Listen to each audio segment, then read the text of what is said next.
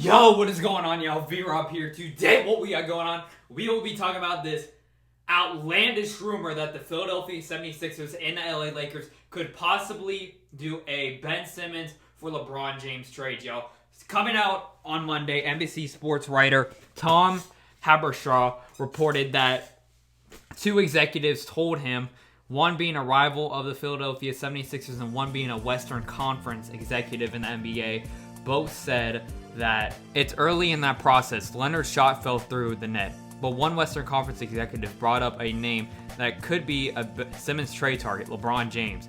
Habershaw writes, I think they very well might explore that, said a rival executive of Philadelphia. This is very interesting. We have heard over the past couple months that Philadelphia might be in a situation, whether that's the near future or the far future, that they might have to make a decision on whether to keep either Joel Embiid or Ben Simmons. A lot of people believe that their play style just doesn't work together, and there's been points, especially during the playoffs this year, that you can just tell that the space in between the two just does not work. There's a lot of situations where Embiid might be posting up on the top of the paint, while Simmons is on the baseline right under the basket. Some points, it just does not look like it works.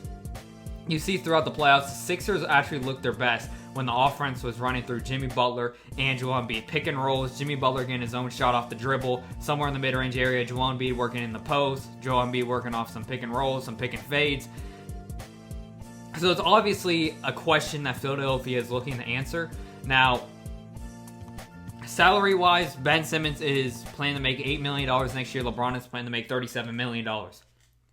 Both teams can afford that. Of course, the Lakers have very, very good situations for their contracts. Besides LeBron, no one else is making over $14 million. And as for the 76ers, their payroll next year will only be at $45 million right now.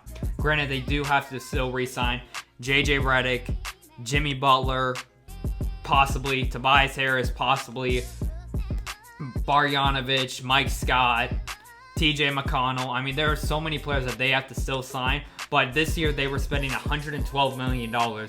Next year, they're planning to only spend $45 million. So you're looking at about $55 to $65 million that they are willing to spend, and that would still be under the cap that they were at last year. JJ Redick made $12 million last year. I expect him to make less than that, but still stay with the team. There's a lot of mutual interest in re-signing from both the Sixers and JJ Redick. He really likes it there. Now, if they were to trade this straight up, I would expect Philadelphia to throw in a bunch of first-round picks and possibly some younger players off the bench. But a possible starting lineup that I imagine is if they re-sign TJ McConnell, which I highly expect them to. Oh, he's under contract, my bad.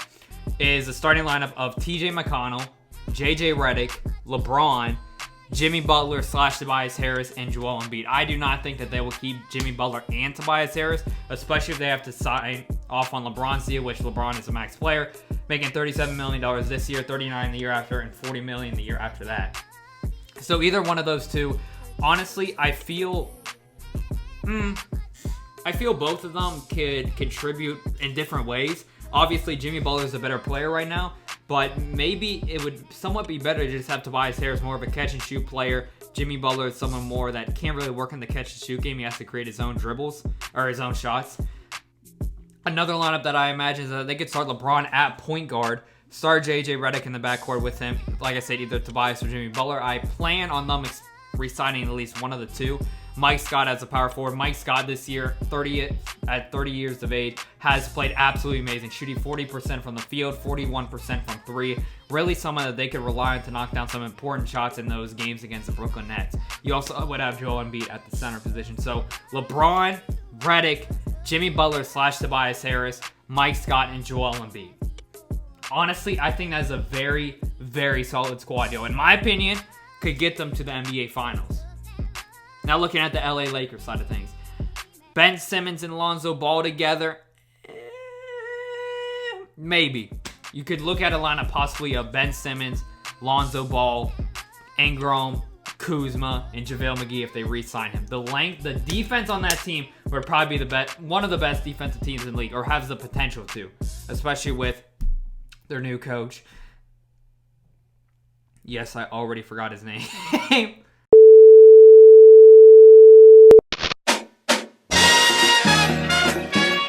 But Frank can really help those guys improve. And I mean, from a length standpoint, you have a 6'9" point guard in Ben Simmons. You have a 6'6" shooting guard in Lonzo Ball, a 6'9" forward in Brandon Ingram, a 6'9" forward in Kyle Kuzma, and a 7-foot center in JaVale McGee. This really helped with the Milwaukee Bucks started their foundation off of length, athleticism, and that could be something the LA Lakers could try to replicate. I don't think any of those players has the potential to be a Giannis Antetokounmpo type player right now on the Lakers, but I think this is definitely something to consider, which would be funny, y'all, is LeBron and Ben Simmons have had such a good relationship ever since really Ben Simmons was in high school and he went to LeBron's camp. LeBron's close friend Rich Paul is Ben Simmons' agent as well, runs Clutch Sports. So to see them get traded, that'd be kind of funny. Also, I mean, some people are throwing out maybe LeBron for Anthony Davis. Both those people are under Clutch Sports. So I don't know what the relationship right now between LeBron and the Lakers is. Clearly, LeBron did want Ty Lue. Clearly, LeBron did not sign up on this signing. You know what I'm saying? Especially last year when you got Pelinka saying, oh yeah, every decision we're going to go through, we're going to make sure LeBron signs off on it. Oh, really? Is that the case? So, NBA Draft Lottery is tonight, the day I'm recording this. I don't know if I'll drop this on Tuesday or Wednesday, but I'll keep you guys updated. Like I said, I could see this happen. And okay, you guys do know I'm a LeBron fan. From my perspective, I would wait to make this trade for both parties, both LeBron and the Lakers, till like July 3rd or 4th. Because I feel most of the free agents will be signed by the 1st or 2nd. I think Durant might wait a while. He might interview with as many teams as possible and possibly make a decision around July 8th or 9th. But I think if none of the dominoes are falling in the Lakers' direction, I think LeBron might say, you know what, Genie, get me out of this thing. I don't want to work with you anymore. This is just a downhill sinking ship. I'm in my 17th year. I got to use my last 3 years of my contract right. Send me to Philly. And he has a lot of power in saying, look, if you send me to a team like Sacramento or Orlando or Charlotte, I'm retiring. He could list his teams that he would go to and not retire. Because if he goes up and says, if y'all trade me there, I'm retiring. I mean, of course, his family is also in LA. There's a lot more reasons why he went to LA instead of basketball. I mean, that everyone knows that. So I don't know how bad he's going to want to get traded, because he would leave his family. And a lot of the reason why he went there was because of the family. Now I'm repeating words. But I hope you guys enjoyed the video. Just a little conversation. I think it would be amazing. LeBron, Tobias Harris, and or Jimmy Butler and Joel Embiid. Give me LeBron's fourth ring already. Enjoy the rest of your day, y'all. Stay blessed. All love 2019. And y'all were talking ish about LeBron this year.